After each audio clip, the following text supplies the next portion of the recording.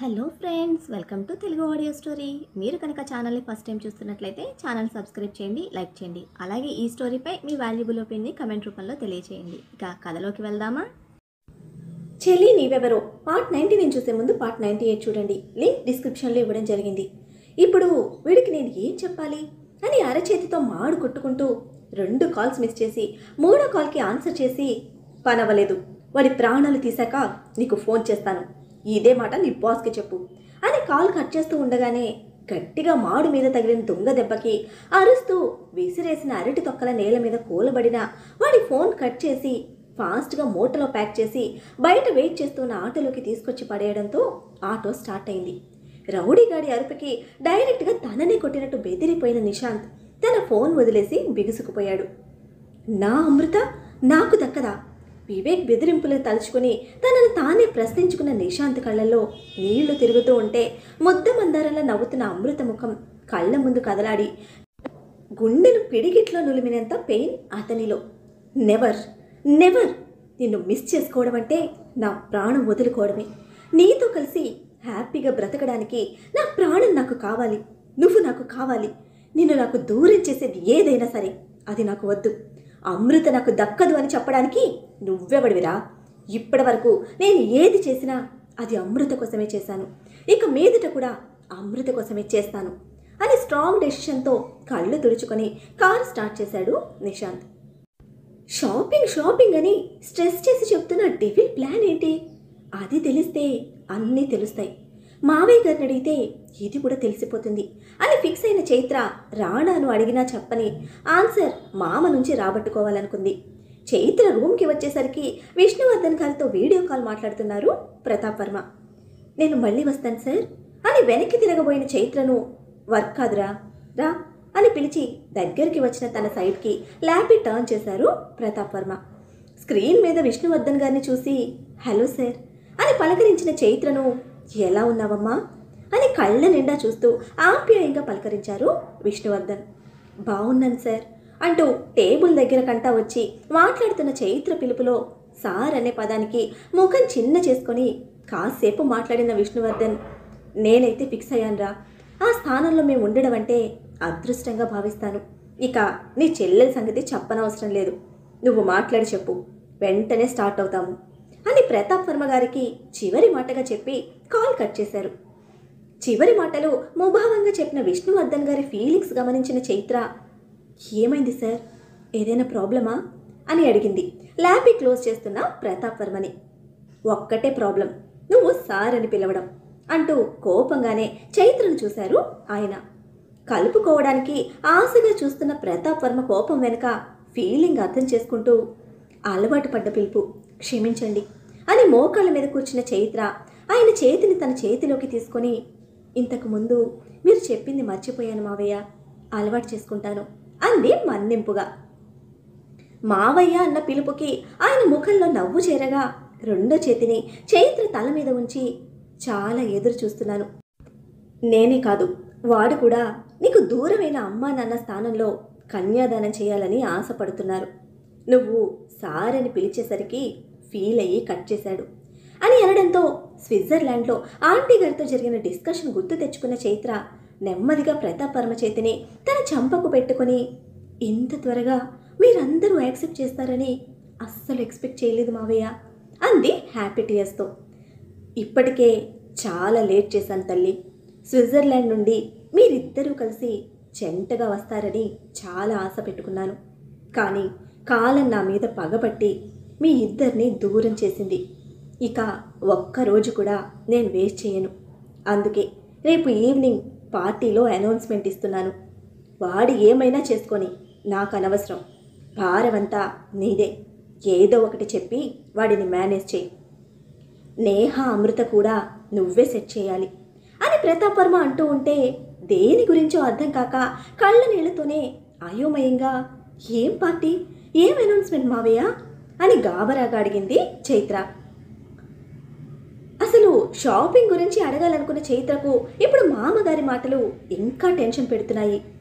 అదేంటమ్మా అలా అడుగుతున్నావు, వాడు నీకు ఏమీ చెప్పలేదా అని డౌట్గా అడిగిన ప్రతాప్ వర్మకు అడ్డంగా తల కదుపుతున్న చైత్ర అమాయకత్వానికి మెంటలోడు మరింత మూర్ఖంగా తయారవుతాడని అస్సలు ఊహించలేదు అని కొడుకును విసుక్కుంటూనే, అసలు నువ్వు దేనికి టెన్షన్ పడకు. ఈ ఇంట్లో మొదటిగా ఏ శుభకార్యం జరిగినా అది ఈ ఇంటి కోడలుగా నీదే అవ్వాలని నా పంతం. అదే వాడికి ఉదయ్తో చెప్పించాను. సరే అన్నాడు, కానీ నీకు మాత్రం చెప్పలేదు. చూసావా, ఇక్కడ కూడా వాడు నన్ను సాధిస్తున్నాడు అని చిన్న పిల్లాళ్ళ కంప్లైంట్ చేస్తున్న ప్రతాప్ వర్మ ఇరిటేషన్కి దేనికేసి తల కొట్టుకోవాలో అర్థం కాలేదు చైత్రకు. ధడాలున నేల మీద చతికిలపడి, ఇంతకీ రేపు ఫంక్షన్ ఏంటి మావయ్య, సాగదీయకుండా పాయింట్ చెప్పండి అని టెన్షన్గా అడిగింది. రేపు నా మనవడు వాడి ఫ్రెండ్స్కి పార్టీ ఇస్తున్నాడు.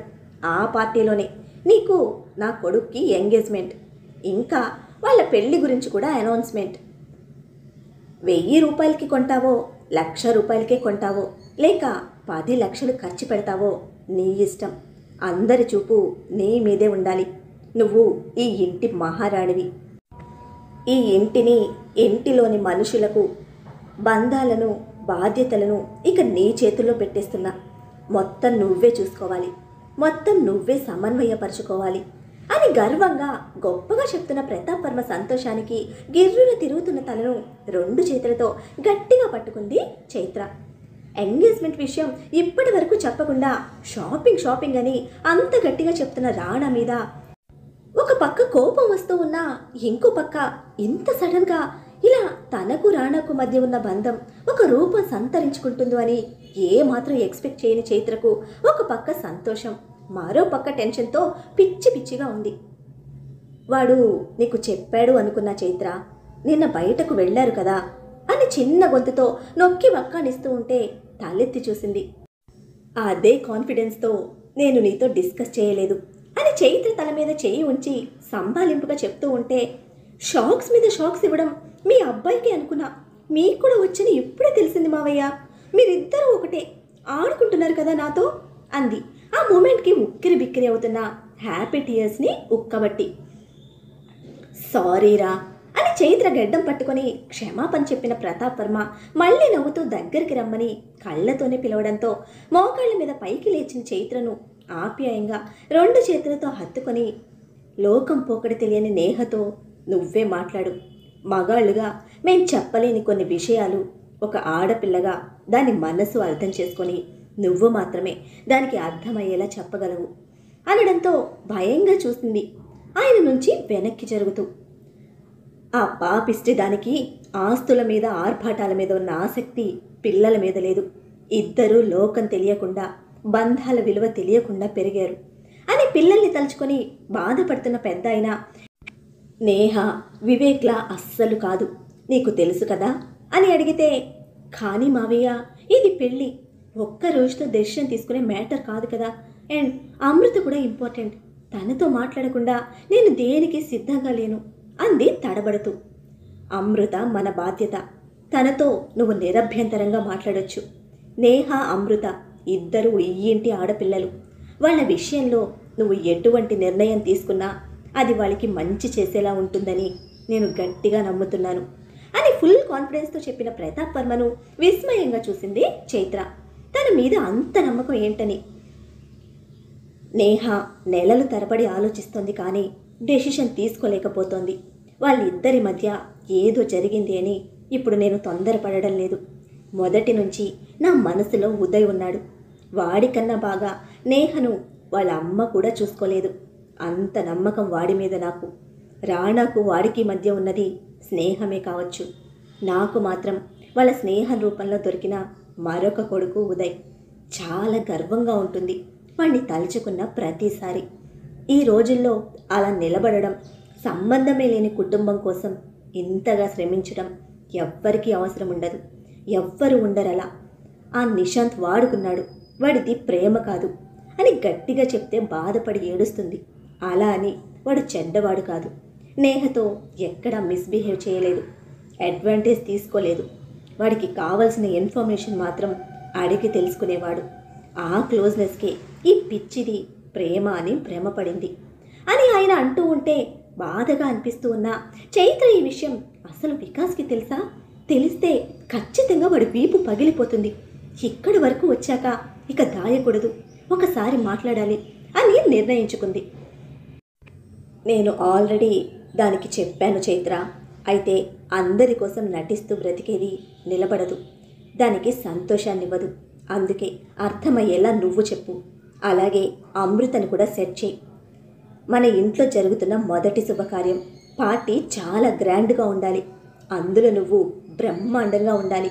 నా మనవడిని వర్మ ఫ్యామిలీకి వారసుడిగా బిజినెస్ సర్కిల్లో అందరికీ చూపించాలి అని గట్టిగా చెప్పడంతో సరే అని అనడం అయితే అంది. కానీ నేహ గురించి పీకుతున్న మనసుతోనే రూమ్లోకి వస్తున్న చైత్రకు డోర్ ఓపెన్ చేసి కనపడడంతో అమృత ఉంది కదా, ముందు తనతో మాట్లాడాలి అనుకొని నేహ రూమ్కి వెళ్ళింది.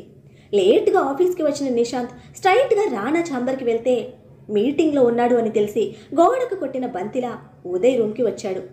ఏంటి లేట్, పర్మిషన్ కూడా చెప్పలేదు కదా అని ఉదయ్ ప్రశ్నించడంతో సారీ సార్, సడన్గా మార్నింగ్ అన్నయ్య వచ్చాడు.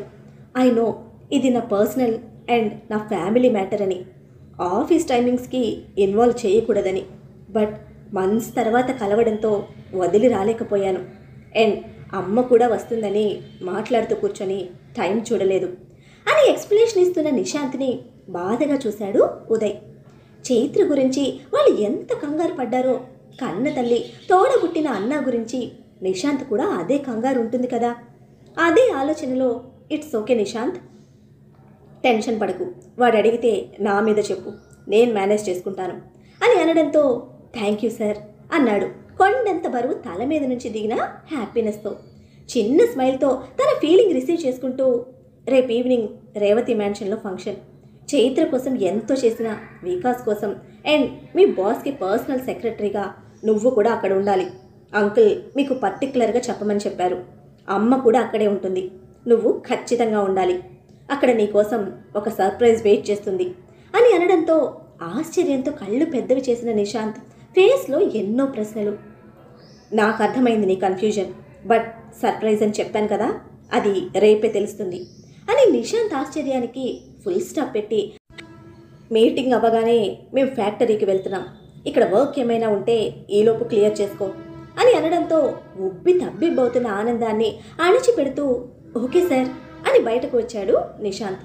మేఘాలలో తేలుతున్న ఫీలింగ్ తనది. తనకి సర్ప్రైజ్ అంటే ఖచ్చితంగా అమృత మీద తనకి ఉన్న ప్రేమ నెక్స్ట్ స్టెప్ తీసుకుంటుంది అన్న ఆనందంలో అతని మనసుకి కొత్తగా రెక్కలు మొలిచాయి. రాణా, అమృత చెప్పకు ముందే నేను ఒకసారి అమృతతో మాట్లాడాలి అని డ్రీమ్స్ వేసుకుంటూ చాలా యాక్టివ్గా వర్క్లో ఇన్వాల్వ్ అయిపోయాడు నిశాంత్. అమృత విషయం నేహకు తెలుసు నిశాంత్ చెప్పడంతో. అదంతా విని ఇద్దరి మధ్య జరిగిన దానిలో నిశాంత్ ఎప్పుడూ తనకు ఎటువంటి ఆశ కల్పించలేదన్న నిజాన్ని యాక్సెప్ట్ చేసిన నేహ జాబ్ కోసం రాణాకు రిఫర్ చేసింది. నేహ రిఫరెన్స్కే నిశాంత్కి జాబ్ ఇవ్వలేదు రాణా. అతను అడిగిన ఒకే ఒక్క ప్రశ్న, పేరు మార్చుకొని నేహతో క్లోజ్గా ఉండాల్సిన అవసరం ఏంటి అని. అమృత కోసం అని డొంక తిరుగుడు లేకుండా నిశాంత్ స్ట్రైట్గా ఇచ్చిన ఆన్సర్ ముందు రాణాకు కోపం తెప్పించినా, మీ అమ్మగారితో గుడికి వచ్చిన రోజు అమృత కలిసింది నన్నే సార్ అని పాస్ట్లో తమ మధ్య ఉన్న స్నేహం, అమృతను ప్రేమించిన విషయం ఏదీ దాయకుండా చెప్పాడు నిశాంత్. అమృత సైడ్ నుంచి నిశాంత్ మీద ఒక మంచి స్నేహభావం, పాజిటివ్ ఒపీనియన్ ఉందని రాణాకు అప్పుడే తెలుసు. అందుకే ఎటువంటి తొందరపాటు లేకుండా నిశాంత్ చెప్పింది ప్రతిదీ ఓపిక్గా విన్నాడు రాణా. ఆ రోజు నేను తనకి ప్రపోజ్ చేశాను, బట్ మిమ్మల్ని ప్రేమించాను, పెళ్లి చేసుకుంటాను అని చెప్తే నా ప్రేమని స్నేహం దగ్గరే కామ పెట్టేసి పక్కకు తప్పుకున్నాను. తను సంతోషంగా ఉంటే చాలు అనుకున్నాను. హనీమూన్కి వెళ్ళిన మీరు ఆ తర్వాత అమృత లేకుండా ఒంటరిగా ఇండియాకి రావడం, మీ ఫ్యామిలీలో ఏవేవో జరిగిపోవటం నన్ను భయపెట్టింది. అమృత మీతో లేదు, ఇండియాకి రాలేదు. అమృత ఏమైందో తెలుసుకోవాలన్న నా ప్రేమకు, నా భయానికి అవకాశం రావడంతో నేహతో క్లోజ్ అయ్యాను. ఫ్యామిలీ గురించి అడిగేవాడిని, మీ గురించి అడిగేవాడిని. అమృత గురించి తెలుసుకోవాలన్న ఆరాటం తప్ప నాలో మరో దురుద్దేశం లేదు. తనకి నా మీద అటువంటి ఆలోచన ఉందని కూడా నాకు తెలియదు. ఆ విధంగా అమృత గురించి తెలుసుకోవచ్చు అన్న ఒక చిన్న ఆశ. నా స్టడీస్కి సంబంధం లేకపోయినా నేను అక్కడ జాబ్ జాయిన్ అయింది కేవలం అమృత కోసమే, అమృత గురించి తెలుసుకోవడం కోసమే. నేహ కోర్స్ అయిపోగానే ఇక అక్కడ నాకు ఎటువంటి పని లేదు. అందుకే ఎవ్వరికీ చెప్పకుండా వెళ్ళిపోయాను. ఊరు పేరు అడ్రస్ లేని ఒక మోసగాడిగా మీ దృష్టిలో మిగిలిపోయాను అని వివేక్తో ఉన్న స్నేహాన్ని, వాడితో కలిసి చేసిన దుర్మార్గాలని కప్పిపుచ్చి కేవలం తన మీద ఒక పాజిటివ్ వైబ్ జనరేట్ అయ్యేలా మంచిగా ఎమోషనల్ రోల్ మాత్రమే రాణా ముందుంచాడు నిశాంత్. అంతకు మించి నేహతో నేను ఎక్కడా మిస్బిహేవ్ చేయలేదు, ఒక్క తప్పు మాట కూడా మాట్లాడలేదు. ఎప్పుడు ప్రేమిస్తున్నానని కానీ అటువంటి మాటలు కానీ మా మధ్య తీసుకురాలేదు. నేను నేహ విషయంలో ఎటువంటి మిస్టేక్ చేయలేదు, కావాలంటే నేహను అడగొచ్చు అని కాన్ఫిడెంట్గా చెప్పిన నిశాంత్ మాటల్లోనే నిజాయితీకి, వాడి కళ్ళలో అమృత మీద కనిపిస్తున్న ఫీలింగ్స్కి ఆలోచనలో పడ్డ రాణా, నా డెసిషన్ అమృత సైడ్ నుంచి ఉంటుంది, అది నీకు నచ్చినా నచ్చకపోయినా యాక్సెప్ట్ చేయాలి అని కండిషన్ పెట్టి, ఆ తర్వాత అమృతను డిస్టర్బ్ చేస్తే నువ్వు ప్రాణాలతో మిగలవు అంటూ సీరియస్ వార్నింగ్ టోన్లో తన కంపెనీలో తన పర్సనల్ సెక్రటరీగా ప్లేస్మెంట్ ఇచ్చాడు రాణా. అమృత సైడ్ నుంచి నిశాంత్ మీద కేవలం ఫ్రెండ్ అనే ఒపీనియన్తోనే చూస్తున్న విషయం ఆల్రెడీ తెలిసిన రాణా, నేహను యూజ్ చేసుకున్న అతని క్యారెక్టర్ మీద ఒక నెగిటివ్ ఉంటే ఒక పాజిటివ్ రావడంతో అబ్జర్వ్ చేయాలి అనుకున్నాడు. వాడు చెప్పిన ఎమోషనల్ డ్రామాకు కనెక్ట్ అయ్యి కరిగిపోలేదు Rana. At the same time Nishant కూడా అమృతను దక్కించుకోవడానికి ఎటువంటి ఛాన్స్ దొరికినా మిస్ చేయదలుచుకోలేదు. ఇంటికి తన వాళ్ళకి దూరంగా ఉన్న వివేక్ మీద నమ్మక సడలిపోతున్న టైంలో మళ్ళీ నేహతో స్టెప్ తీసుకున్న నిశాంత్ అమృత కోసమే రాణా దగ్గర జాబ్లో జాయిన్ అయ్యాడు. వీళ్ళందరి మధ్యలో పిచ్చిదయ్యింది మాత్రం నేహ. ఏమీ తెలియకుండా అమాయకంగా మిగిలిపోయింది మాత్రం అమృత. అందరిని పోగొట్టుకొని అన్ని విధాల నష్టపోయి కన్నీళ్లతో ఎన్ని సంవత్సరాలు నిందలు మోస్తూ బ్రతికింది మాత్రం చైత్ర. ముగ్గురు ఆడపిల్లల జీవితాలతో తన స్వార్థానికి ఆడుకున్న నిశాంత్ క్యారెక్టర్ రాణాకు తెలియకుండా పోతుందా? అమృత వెనకాల జరిగిన నిజాలు తెలియకపోయినా చైత్ర కన్నీళ్ల గతానికి కనెక్షన్ ఉందన్న వాస్తవాన్ని వాడు చెప్పకపోయినా, ఆడపిల్లల్ని అడ్డం పెట్టుకుని రాణా గుండెకు గాయం చేసింది నేనే అనే నిజాన్ని బయటకు పెట్టకపోయినా, తన కళ్ళ ముందే ఉంచుకున్న నిశాంత్ ఏంటి అనేది తెలిసిన రోజున, వాడి వెనకాల ఉన్న వివేక్ కోసం వాడు ఇంత చేశాడు అని తెలిసిన రోజు, సొంతవాడు ఇంటివాడు అనుకున్న వివేక్ని వదలని రాణా నిశాంత్ని వదులుతాడా? చూద్దాం వాడి కథకు ఏ విధంగా ముగింపు పలకనున్నాడో. ఎవరి ద్వారా ట్రై చేయాలని ఎన్ని విధాలుగా ట్రై చేసినా రౌడీ గారి ఫోన్ కనెక్ట్ అవ్వకపోవడంతో వివేక్ మతి పని చేయడం లేదు. అసలు ఏమైపోయాడు వీడు? చెత్త నా కొడుకు, నన్ను బ్లాక్మెయిల్ చేసి నా లైఫ్ రిస్క్లో పడేసి ఇప్పుడు వాడి ఇష్టానికి వాడు సైడ్ అయిపోతే వదులుతానా వాడిని? నన్ను బెగ్గరగా మార్చిన వాడిని మార్చరీకి పంపకుండా వదలను అని కసితో పంతంతో పనికి మాలిన ప్రతిజ్ఞలు చేస్తున్న వివేక్కి వేరే అన్నోన్ నెంబర్ నుంచి కాల్ రావడంతో లిఫ్ట్ చేశాడు. హలో వివేక్, ఎలా ఉన్నావు?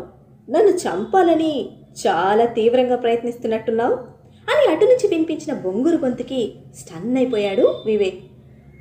నువ్వు నా నీడని కూడా టచ్ చేయలేవు అని భీకరంగా నవ్వుతున్న బొంగురు గొంతుకి ఒక్కసారిగా వివేక్ వెన్ను జలధరించింది.